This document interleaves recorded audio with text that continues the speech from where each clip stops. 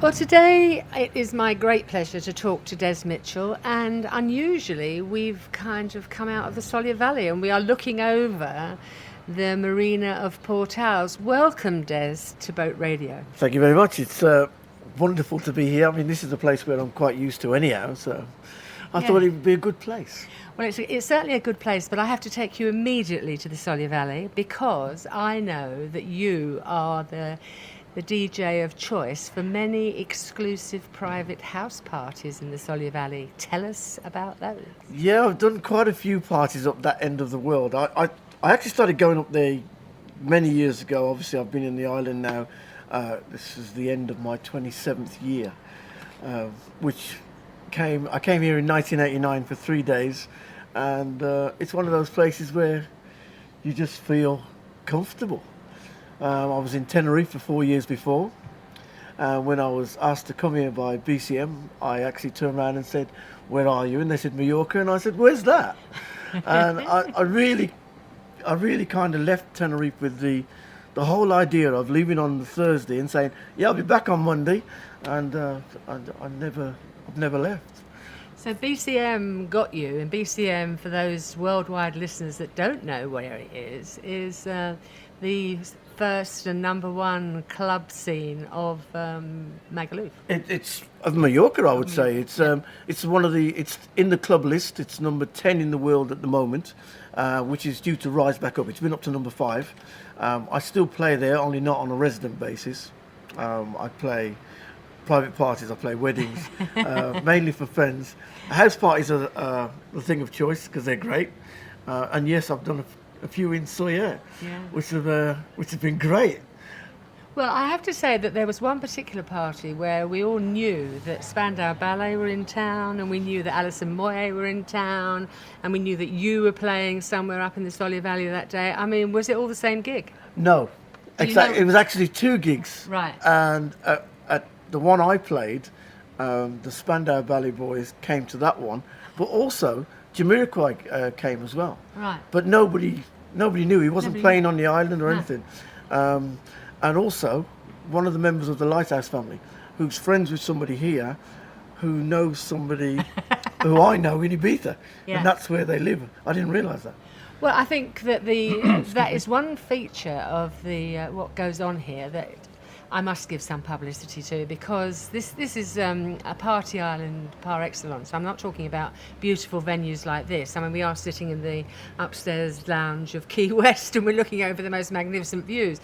But house party, big parties, I mean, they are every weekend all over the place of Mallorca, certainly up in our mountains, that's for sure.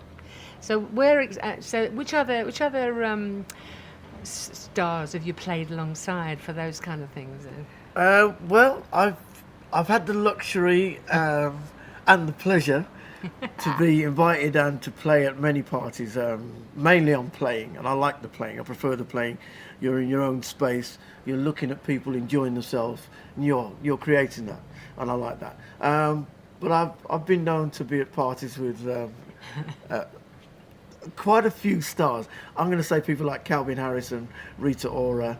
Other DJ stars, film stars, TV. I tell you what I'm finding a lot now.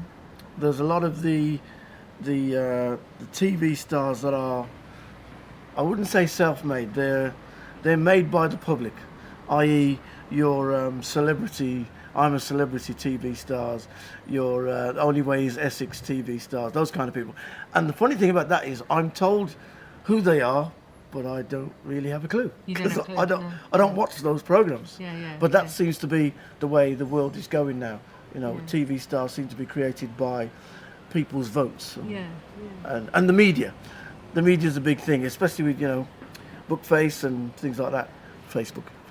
Bookface. That's great. I love that. Facebook is from now on going to be known as Bookface. That's what I call it. Let me take you back to where it all started then. So with an accent like that, it must be in Birmingham somewhere. Born and bred. I was born in Handsworth. My mother's Jamaican. My parents are Jamaican. My mother actually travelled to England with me during the pregnancy. And I was born in Birmingham, Queen Elizabeth Hospital in Birmingham. That's where I was born. We lived in Handsworth.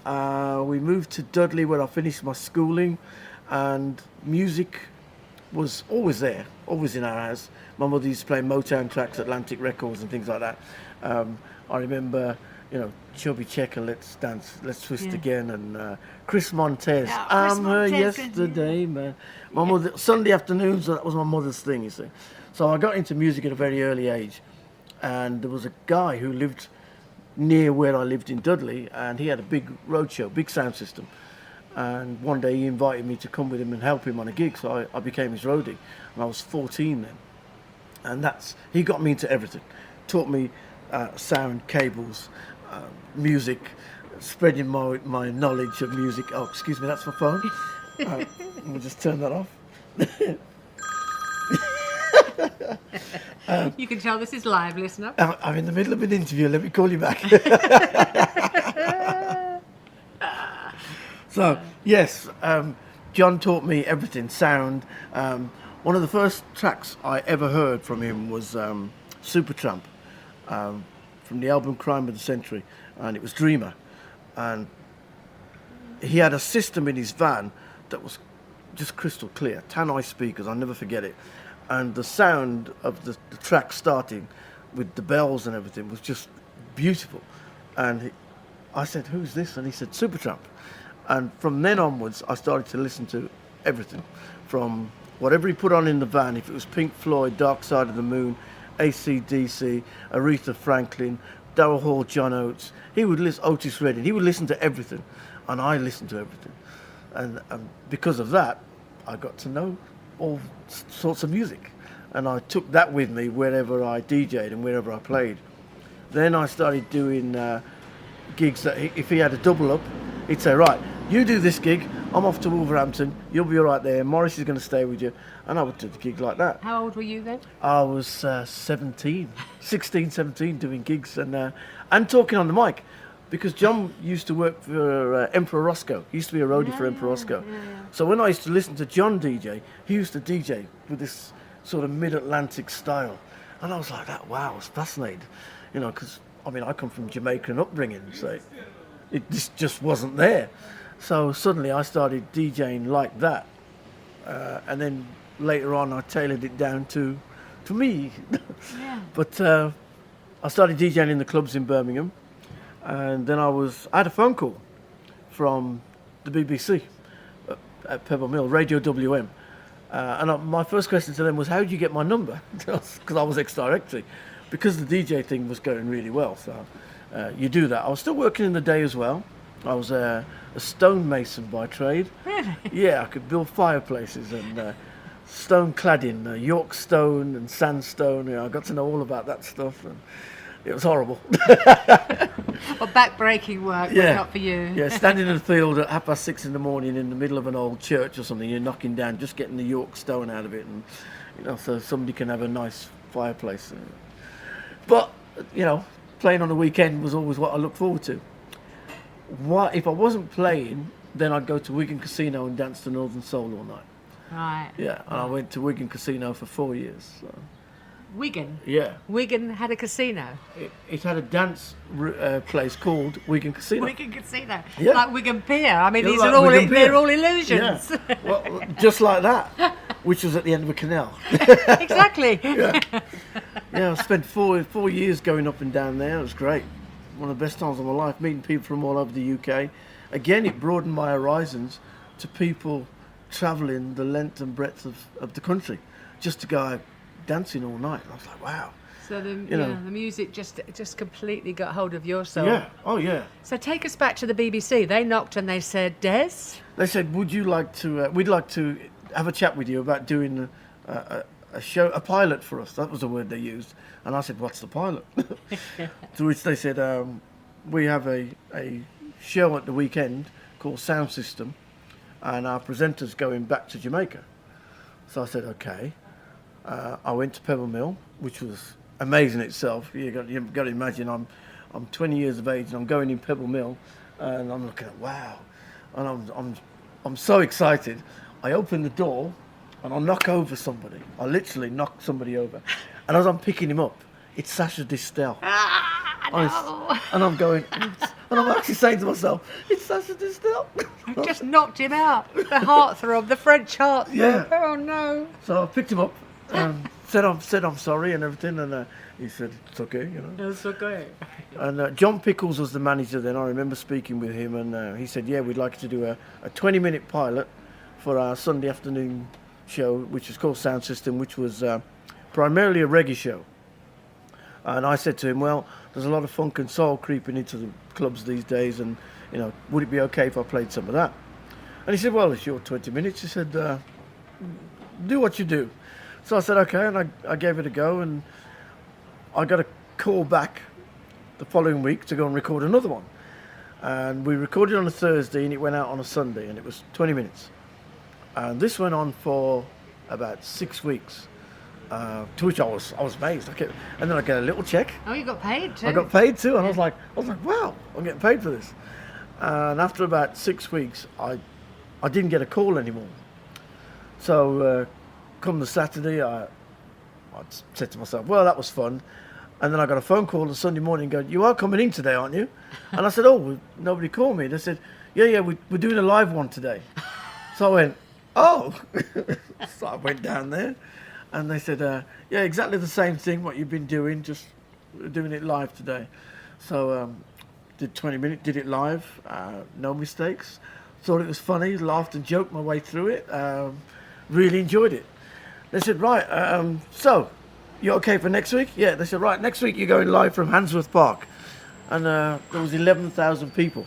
And I have the picture in my home now of me sitting at the outside broadcast with all the crowd in front of me. So you're still 20 at this point. I'm still about 20, 21, yeah. Wow. So that's some story then, in the archives of the music legend that you are. Yeah, I mean, I never really thought about it until later on in life, when people started asking me, and they were taken aback and saying, "Really, you were doing it that young?" And I said, "Yeah, I've never really thought about it. I've just." Oh, yeah, I have. So I have to ask back at the ranch then. So Mum, she's brought you to Birmingham for a good life and solid work. What does she think of the DJing? My mum's always been fine with it. My father wasn't too keen. Right. He wanted me to... I was going to be a bus mechanic because my father was a bus driver, and he wanted me to be sort of a trade, a bus mechanic.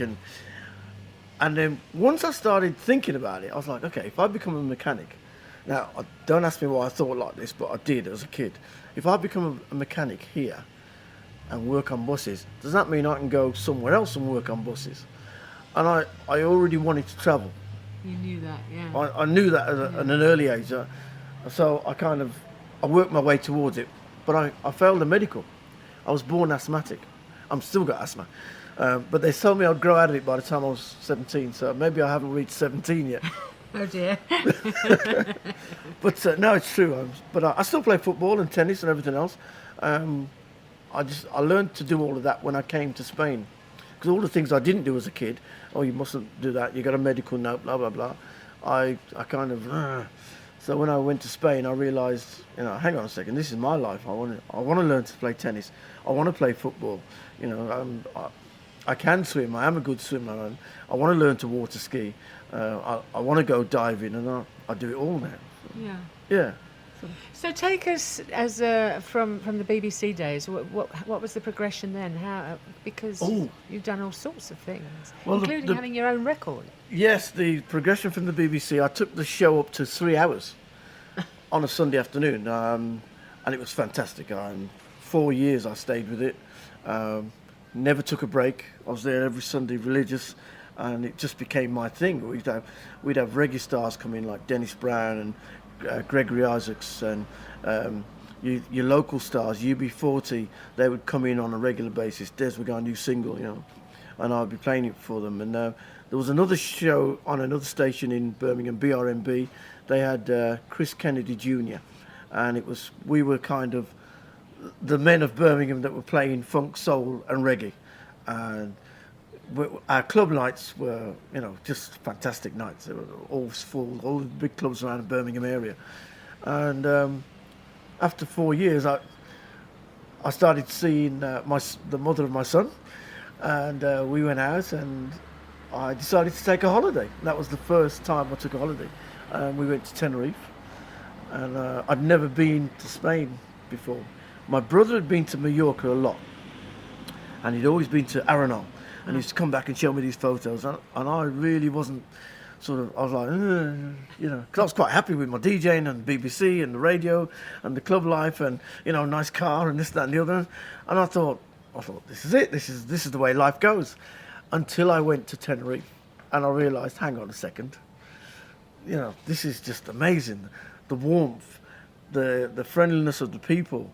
I had a friend of mine who was a male model, Kevin, and he had a bar there. And he told people about me, and he was playing my cassettes. Cassettes?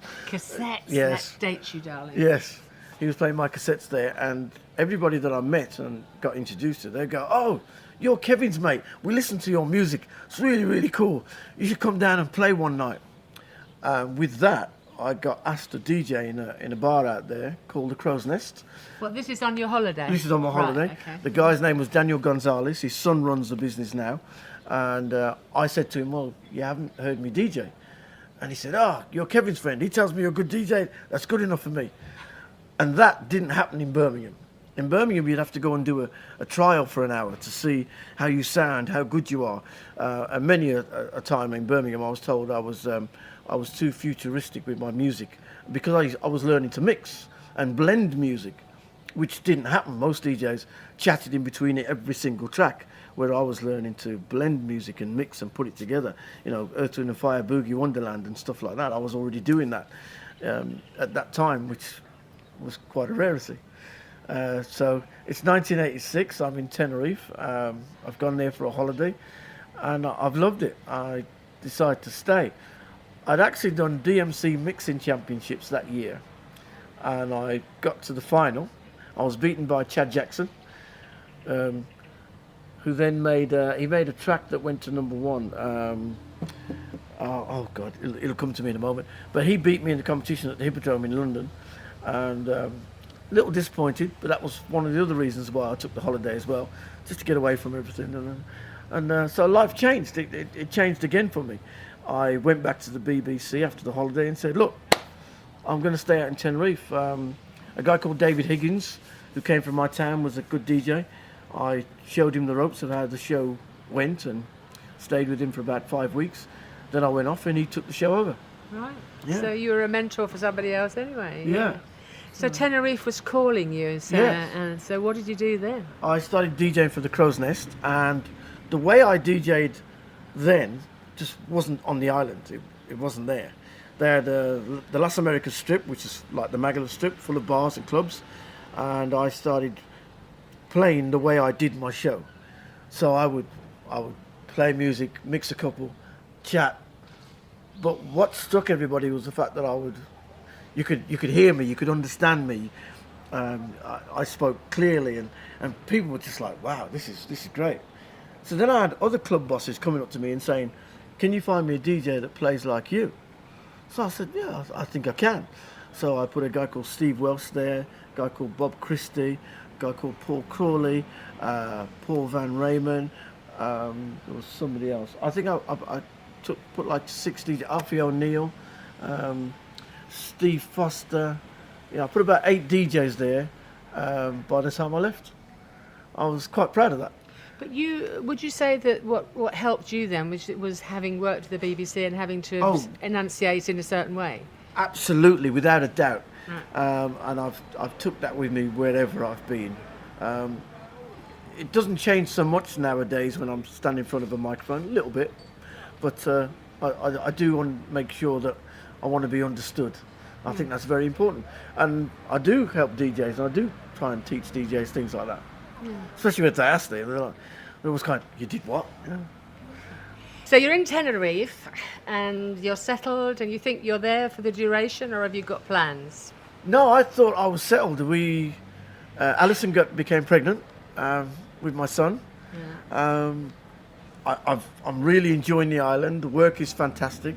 I'm working for Bobby's Bar, which was probably the most famous bar club on the island at that time, way before TV came and launched themselves onto it. I've got 2 other DJs working with me, so life was great. You know, I'm playing music from 1 o'clock in the morning until about 3:30. That's it. The other guys are taking care of everything. They're starting, they're ending, and I'm going home and, you know. You've got a life. Yeah, Well, I got a having life. fun and got a life. Yeah. Yeah, life was good. So I never thought about change, and I left Tenerife one winter to go to a friend's wedding in Canada, and I got there. It's January. I'm dying because it's just too cold, and the wedding had been cancelled, and no one had told me. So I was kind of like twiddling my thumbs. He explained what was going on, and he left and went back to England and left me there. But I thought, right, okay, we can make this work. Went to what they call a cheer pool record meeting, and it was run by a guy called Daniel Calderon. The reason I remember these things is because he also became a really good friend of mine, and he had a record show called the Cheer Pool Radio Show, for CIUT in Toronto. So he wanted to interview me because I was DJ. I played from UK, played in Spain. He interviewed me. Of course, we started talking about different stuff. Producer walks in when we finished and goes, "Would you like to do a show?" So I spent 6 months working for CIUT doing a radio show. So you stayed in the cold? Yeah. Yeah. And what I discovered about the cold was, once it gets to May, the temperature jumps. 25 degrees. Wow, it's fantastic. But then I could hear Tenerife calling me back, so I went back. So wherever you've hung your hat, you've got a job? Yeah, pretty much. Italy, East Germany.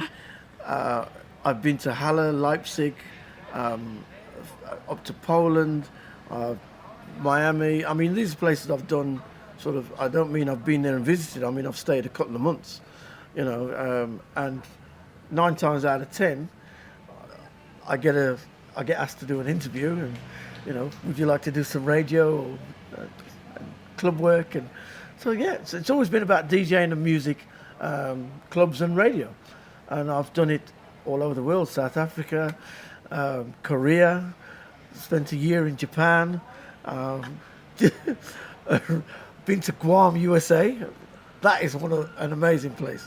If you look at a map, look above Australia, come slightly to the left, up towards Japan, you'll see a group of islands. Guam is in the middle. It's owned by USA. Fantastic place, yeah. Fantastic place. But you've made your money and your life and everything all around music and talking about it, yeah? I wouldn't say I've made money. Well, you've spent money. I've definitely spent money and enjoyed myself. Yeah, it's all been music based, DJ based. The records helped. I did a record release in '99, and in 2000 it went in the UK charts at number 5. A track called "Welcome to the Dance." As I explained it to people, it's a noisy dance track. That's what I say. So when they hear it, they expect it to be noise, which it is, but it was a good club track. It was the birth of that was I wanted to make a track that I could play in BCM. I'm playing in a club with 5,000 people in front of me, and everybody else is coming there and playing all this music, and I'm hearing all these different tracks every single day. So ideas are coming in my head and out my head, and I'm thinking, if I make a track, I want it to have that element, that element, that element. I did, and it went straight to number 5. So I was quite proud of that, obviously. I then remixed another track for DJ Quicksilver, which Watergate, Heart of Asia, and that went to number 3. But you're ahead of your time here, because all the DJs are doing this now, but you must have been one of the first, or the first. I was definitely one of the first. Judge Jules was behind me. He came in the charts at number 6 that same week. And he phoned me up when we listened to the chart show, and he said, "I just wanted to beat you." And I said to him, "Yeah, but everybody wanted me to beat you." Fantastic. So you're a legend. You're a real legend. So Des Mitchell, the legend of Mallorca. How are you based here now then? What happened with BCM? BCM was a 15-year residency. They 15? Yes. Right. They sent for me. I came. again, I was very reluctant because I was, you know, I had a little bit of courage, so I would, you know, if I said no, I would mean no. And they said, just come and take a look. And I came to the island, and I was driven round the strip, and they were showing me bananas and different clubs. And I said, yeah, we got a bananas in Tenerife. Yeah, we got one of those. We got a boomerangs, and you know, we got a jokers. And then they drove round the corner and pulled up in front of BCM, and they said to me, you haven't got one of them, have you? And I went, that's a club.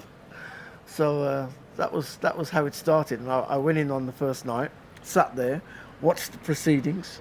Went in on the second night, sat there, watched the proceedings again, realised the proceedings were exactly the same, and I thought, how boring.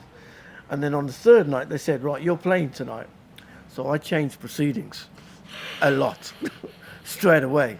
To which everybody went, oh, what are you doing? The people don't like this. And that was one of the biggest problems they had. They were concentrating the club or basing the club on how the management liked it, not how the people liked it. Well, I play to people, and I want people to enjoy it. So within 20 minutes, people were going nuts and enjoying it. And I said, they're loving it. I said, I'm really not interested in what you think. I want to know what they think. I said, that's what you need. And of course, the next day, people were going, where's the black guy? We want him back.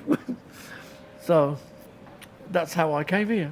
So was it tricky, this relationship with the guys that like to do it their way? Incredibly. It took, I went backwards and forwards to Tenerife 5 times before they actually went, okay. All right, let's you stay and you do it your way, and let's see how it goes. I was like, really? And they said, yeah, okay. And that's how it started. The end of the first year, I have to say I was stamping my feet a little bit. Just some of their ideas, they were a little bit silly, and I spoke my mind and I left, thinking, oh, I'll never get asked back. And they sent somebody to UK. I was in UK at the time, was getting ready to go skiing, Austria, and they took me out, and said he'd like you to come back. I said, come back where? And he said, BCM. I said, can you remember how last year went? And they said, yeah. Totally different DJ box. It's going to be all yours. We're going to put the team around you. And that was the start. And I stayed 15 years later. So after that, it was all kind of wine and roses then, wasn't it? Yeah. They would actually, we would communicate. It was good. I'd get looked after. And this was in a time where, when you came here as a DJ, you didn't have your flight paid, you didn't have your own apartment, So if you came here for a job, even if you were working at Banana Joe's around the corner, you had to fend for yourself until you got your first month's wages where you could go and get your apartment or whatever. I had my apartment ready and waiting when I got here. They paid my flight. I said, I'm not coming unless that's done. And I had that for like 10 years. So I was, I changed things. Yeah. So there's a lot of DJs right now on this island that are probably quite grateful to you. I would like to hope so. Yeah, I would like to hope so. It's not something I need to shout about, but I hope so. I have got a title of being a DJ God, which has been given to me. So the DJ God. Yeah. And you're spreading your largesse, and you are helping younger DJs coming on to fill the shoes of all the other clubs. Yeah. Still to this day, I'm still doing it. Still helping people, whether it be music production, whether it be in how to go ahead. I play in the Maldives in the winter at a place called Six Senses Lamu, and every 3 months they change the DJs.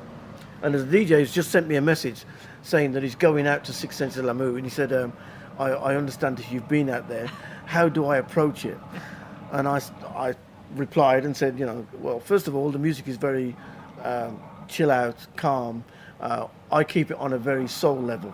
Aretha Franklin, Chaka Khan, Barry White, I keep it Lou Rawls, I keep it like that.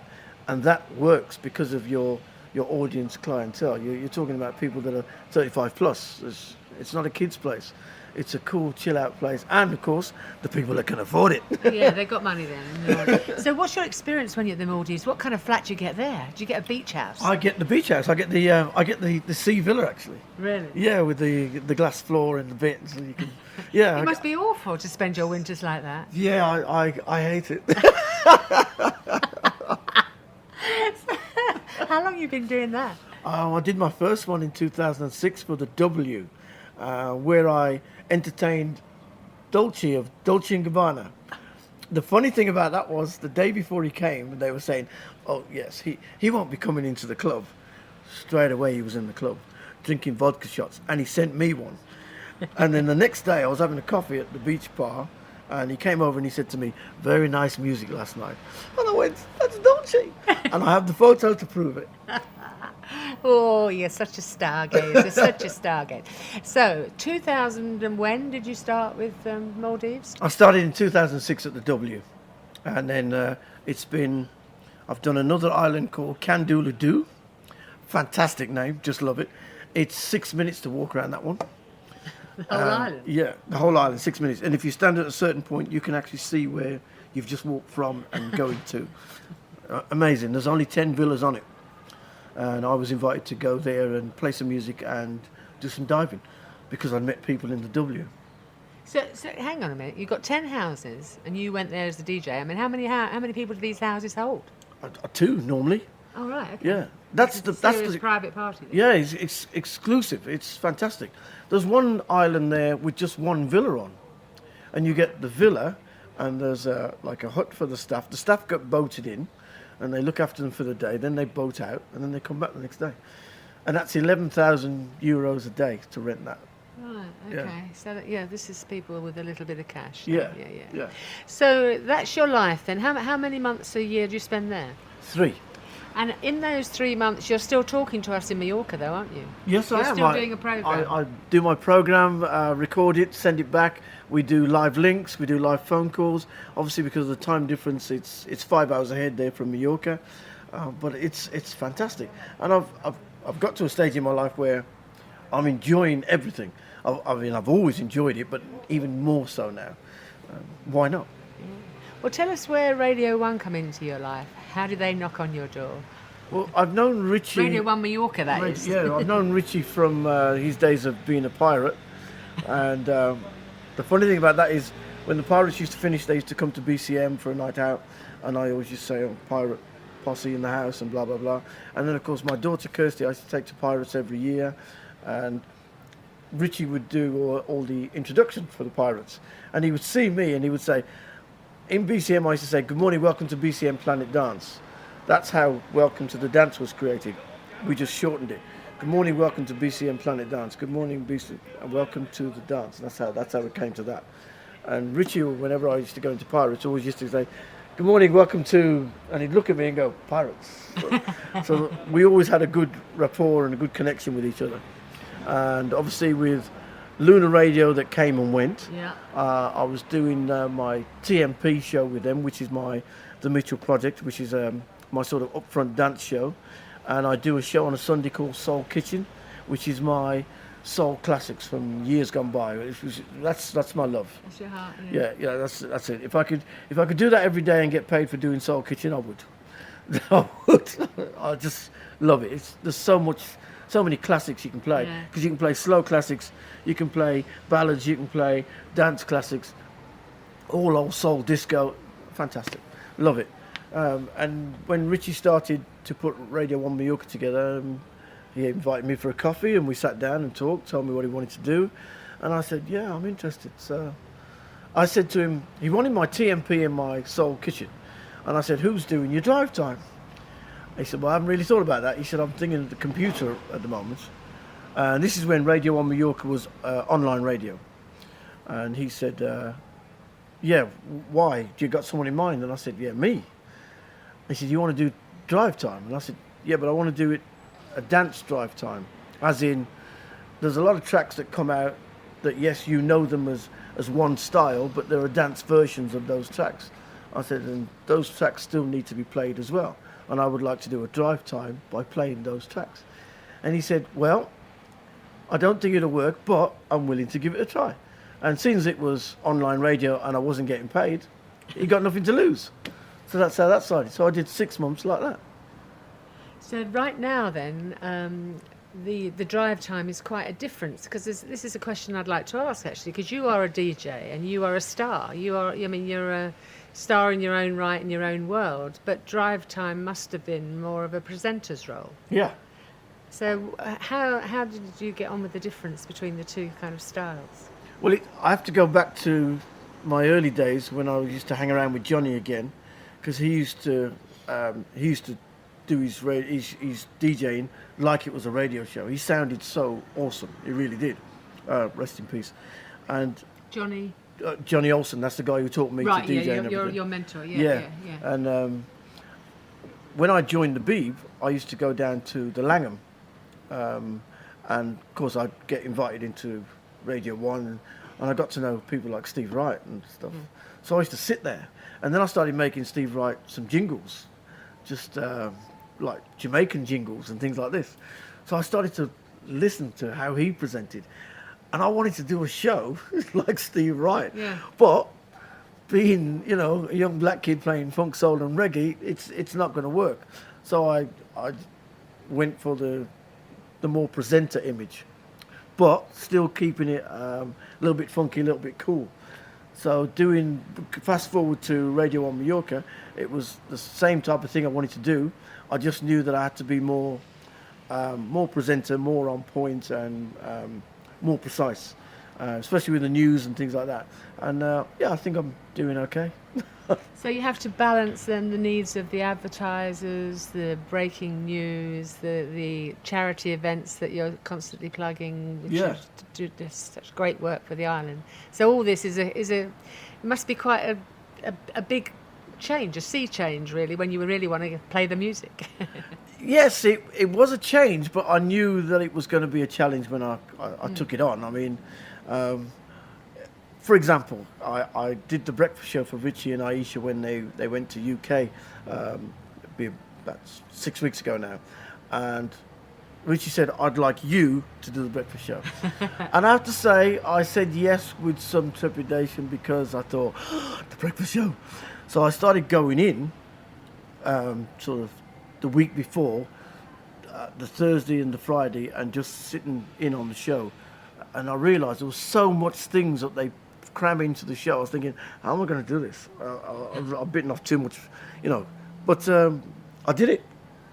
And apparently there was bets going around that I wasn't going to make some. But I made every single morning, 7:30 I was there to press the button. And I did change my regime that week and went to bed at 11:30 and things like that. I have to say it was total opposite to what I'm used to.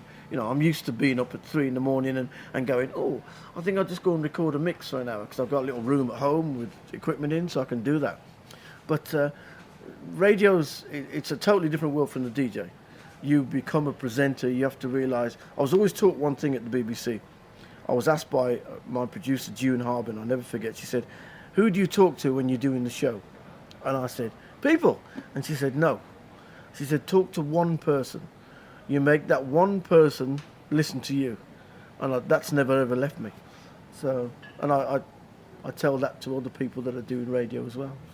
So if we take a Des Mitchell year then, so just as you jet off for the next 3 months to the Maldives, even as we speak, but the rest of your year, I mean, how many places, so are you based completely in Mallorca now? I mean, what's your story now? Oh, I've been based here now for the last, I would say, 15 years. It's been home base. Yeah.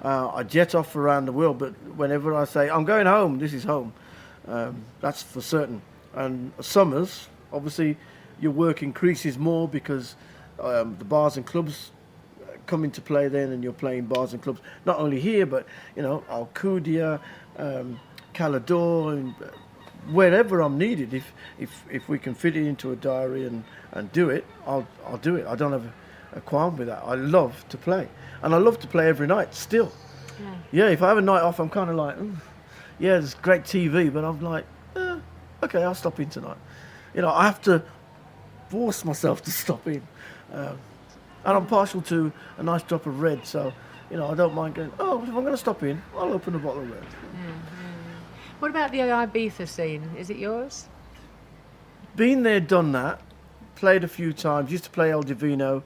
Did a residency for Eden, where I spent the whole summer out there. But even then, I was still flying backwards once a week to play for BCM. You can't get away from Mallorca. I have a friend here, which I found out. I didn't realise he was doing that. He was working for Eden as well. He was one of the managers, English guy, and I didn't realise that he got a apartment in Bendinat, and he flew every evening on the last plane out to Ibiza and caught the first one back every day. And I said, what? He said, I sleep in my own bed. I wake up in Mallorca, I have my breakfast with my girlfriend, and life carries on. And then in the evening, I go to Ibiza and I take care of all the crazies. And I thought, wow, you can do that. Well, you can do that because really you're talking about a 20-minute commute. Exactly. And I'm going to be doing some of it in 2017. So what is your 2017 looking like then? Can we have a preview? Well, I've been doing some stuff for Danny Howard, who's Radio One's dance DJ in UK. I've been doing some of his nights. It's called Nothing Else Matters. I was closing his party through the summer at BCM on a Tuesday night, which was awesome, fantastic. We're doing that again this year. Apparently the night's going to be moved to Thursday, so that's guaranteed. I'm going to be doing some stuff for Nikki Beach in Ibiza. Hence, I'm mentioning the commute bit. I'll probably be doing some stuff here in Key West, where we are, Saturdays. And obviously Radio One Mallorca is a continuation. And then we fit in a few other things. I'm doing a wedding July the 30th. I'm doing a birthday party at Mood. I know these ones because they're friends of mine, and I'm doing them for them. So they're already booked in, and it's already looking good. Yeah, great. Des, this has been an absolute pleasure to talk to you because I listen to you on the radio, and I know parties that you've hosted that have been mega, and people still talk about them as being exactly that. And it's just a serious pleasure to talk to the legend that is Des Mitchell. Thank you very much. Just mentioning on the party thing, I was just looking at some of the boats there. There's a guy called John who's got a boat here, and it's called Twisted. And he flew me down to Monaco 2 years ago to play on his yacht at the F1 Grand Prix, and gave me the whole weekend with the chauffeur and everything else. You really do have an awful life. It's terrible. I mean, when you consider you could have been a bus mechanic in Dudley. I do think like that, and I do go, yep, I'm from Birmingham, but I love life right now. Excellent. We can't say any fairer than that. Thank you very much. No, you're welcome. It's been a pleasure. Thank you.